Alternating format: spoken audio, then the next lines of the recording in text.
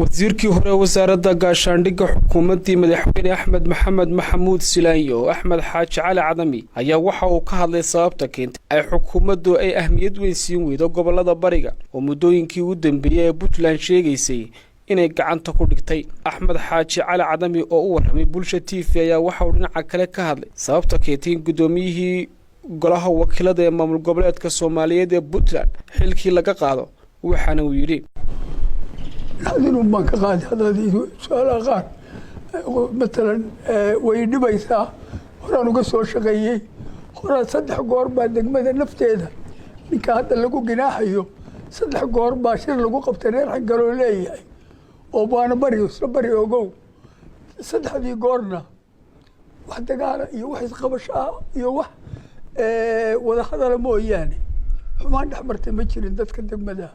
hadda tanna waxaa lagu isticmaalay cajaladii xumaanta bilaabantay baashu xoogaa qofka soo jiitana way leedahay, marka dambena way ka sii dartaayoo tii la filayay mid ka xun baa ka soo baxda, marka waa ka jirtaa. waad ogtahay, anna waan ogahay.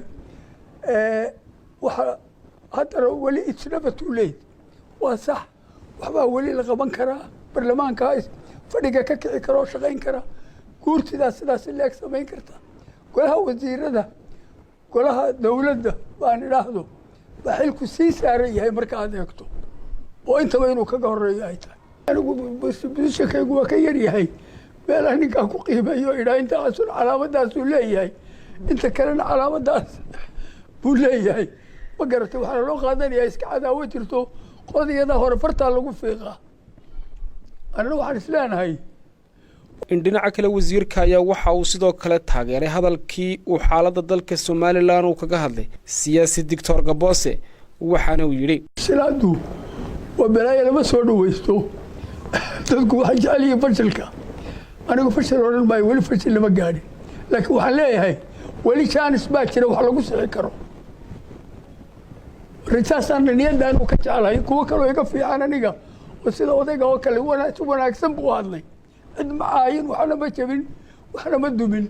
matalan weliba raggii siyaasiyiintu af markii horeba balaaqada lahaay oo afka dheeraay oo tudba u hadlay buu u hadlay. runtii in lagu ammaano mooye in lagu maago iyo in lagu canaanto midna ma qabo. waa inuu xamartiisii ku noqdaa. maxamed aadan ismaaciil maxamed jiglan, TV-ga caalamiga Bulsho, Hargeysa.